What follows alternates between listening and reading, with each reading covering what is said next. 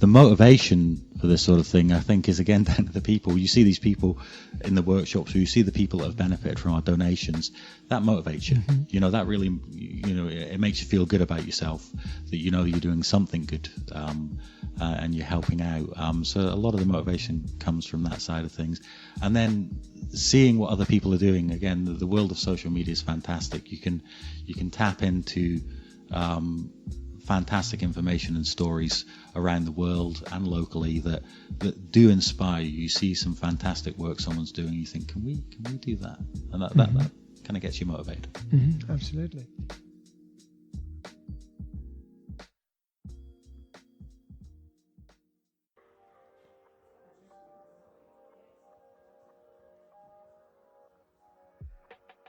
So what can you say to those people out there who maybe like to start a business? I would say definitely go for it. At the start of this, I asked myself, why am I doing this? People like me don't do this kind of thing. You know, you need to be outgoing and confident, and but here I am, and I've done it. And I think it's just take each step at a time, each day at a time, and try and plan things so that you're not overfaced by all the hurdles or things that come your way. But definitely you have to do it, because if you don't, you'll regret it, and you'll always wonder what may have been. Oh yeah, it's worth the risk, I think. Yes, I think so.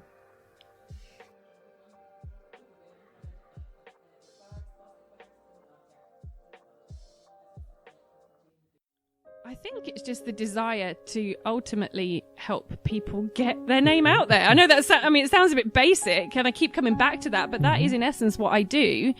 You know, I love a story. I love getting news out there in whatever way that happens to be. You know, I keep harking on about the press releases, but actually, you know, leaflets. You know, one of my customers, we just do leaflets, and they work really well for them. And actually seeing that leaflet come back into the shop because it might have a little voucher on it. You know, I just love helping people get what they need for their businesses, which I find kind of funny because I don't actually consider myself a businesswoman. Even though I run a business, I don't feel like a businesswoman. But my energy, I don't know. I just love meeting new people, and I'm really lucky as well that I have such an eclectic mix of clients. So I've got. So if you're being coached one-on-one, one of the things that you want to do is build trust. Mm-hmm. Same in an organization. You want to look at, okay, what are the relationships in this organization like? Is there a lot of conflict? Is there how do you build trust? You need to build a level of trust in yourself, know where your support is, know where your resources are. Same in a group or an organization. And then also, as you build that trust, as you know where your resources are, that someone has your back, you can then start to access more of, okay, well, what matters? Where is the inspiration? Where are we headed? And you can start to feel that. So then you get to where you're headed. So you're starting to create it's a little bit like in a garden, you know, you tend to the soil. You really tend to the soil. There's courses now at Murray College for game design and stuff, 3D modeling and things that just weren't about when I was younger. Or they were very I think there might have been a course in Dundee, but you had to really search to find it and stuff. It was it wasn't considered a career path back then. But now, I mean, the gaming industry in Scotland, for the year that Grand Theft Auto 5 released, the biggest export of Scotland that year was gaming, because it surpassed movies, music, wine, whiskey, oil, everything else combined, because GTA 5 made $1 billion in the year it released. So it's the people are taking it more seriously now, I think. You have just blown my mind with that. Because you think how big the whiskey industry is in Murray and things, how big the oil industry is offshore and stuff, and they both got surpassed by GTA 5 releasing from Dundee, one studio in Dundee. And it's insane that all that money from one game. But it was a worldwide massive release. So. It's unbelievable. I'm speechless, right? What are the biggest hurdles that you have faced being the owner and editor of the magazine? Time. Okay. probably time. And that's not just the magazine. I mean, that's just my life, and I am so busy. But it's just, as I think I said in the beginning, we used to do this every month. It's now every 2 months, but that is even a challenge. Deadlines, and trying to get people to stick to deadlines. They're called deadlines for a reason.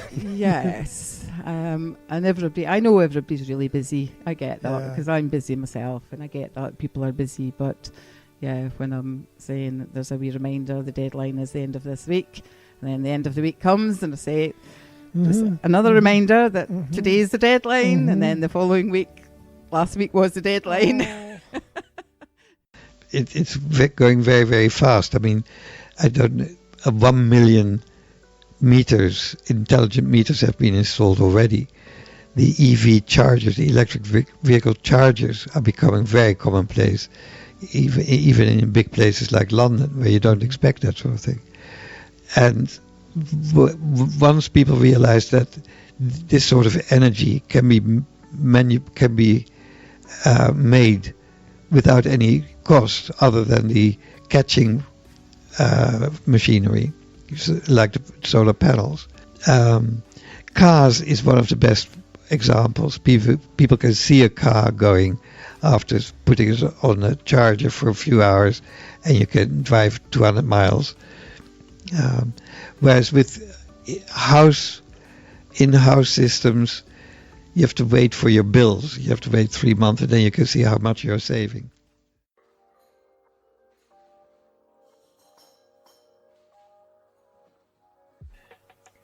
What is it that you have most enjoyed about the work so far?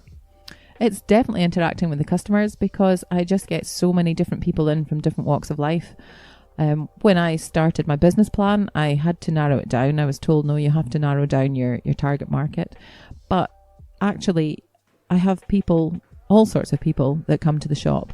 I have brilliant characters, and they're also enthusiastic and happy. And, you know, after each one, I just go away feeling good about them shopping in my shop. And what are the hardest parts for you on a daily basis? Definitely the bookkeeping. Numbers and figures. Numbers and figures, definitely.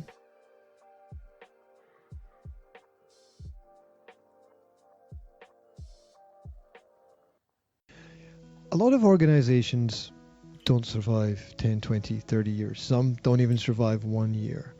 What are the habits of success that have led this organization to be so strong for so long? To be real, you know, I've known people that are fairly successful and immediately start spending all their money on things that they don't plow it back into the company. We do. I think that's one of the biggest failures of companies, that people feel, wow, this is great, I'm getting rich, and spend it before they have received the checks from their clients. Mm-hmm. Do you find at times that clients can be very demanding? Yeah, and rightly so. They pay us a lot of money. Mm-hmm. They can be as demanding as they feel they want to be. I know, like, EVE Online's been out for probably over a couple of decades. EVE Online's been out for ages, and that used to have a massive learning curve. So it's like going in, learning to play EVE Online was a massive investment. It was like taking a college course in a subject you'd never done before. You had to ask questions, you had to Google things, you had to work out all this stuff to learn to play it, and the players would, and they would learn, and they would play, and they'd be invested, and they'd stick around. As time goes on, I think the average last time we did it for a new mobile game, a player will play it for a minute and a half before they decide to install it or keep playing it. So most players coming into a mobile title will play for a minute tops and decide if they are going to, and if they don't like it, they can just delete it and go on to the next game in the App Store, because there's millions of games. So it's like the initial investment is so low, you have to grab their attention so quickly to get them to stick around. It's like you almost have to throw all your coolest features at the player straight away in the tutorial and be like, look at all this cool stuff we've got, because otherwise they'll never see it. And if you have a slow-paced tutorial or anything like that, you'll lose so many players just to, oh, this doesn't look very fun. Yeah. Do you think in the kind of work that you do that qualifications play an important role, or is experience more important? I would probably say experience. And if I said anything different, I would be really arguing against what I'm actually bringing out in the individuals that we work with day to day. For me personally, you can see it. We visit schools and we do lots of other things with the education fields. What we've found is that qualifications are fantastic and they're vitally important depending on what you want to do. Experience is equally as important, and you can see the way the education's industries, they are changing, they're recognising it. We've got developing youth workforce now in Moray and obviously across the country. These guys recognise that bridge between the world of work and the world of education. So both have equal value, but I think it depends on the individual. Or there's a little bit of maybe a shame around it, or almost this understanding of like, gosh, I really I should know how to do the things that I do. I should know how to live my life. I should know how to make my business successful. I mean, I don't need help with that. I think in our society we've become very allergic in a way to the vulnerability of asking for support and help. But it's very interesting because in some ways, in some areas, we're like totally conditioned to that's okay. You have an accountant to do your accounting. There's some services that we are more at ease with than when it comes to our own mental, emotional, personal, relational, like well-being and success, really. But it is kind of, when you think about it, it's one of the most gargantuan tasks that we have.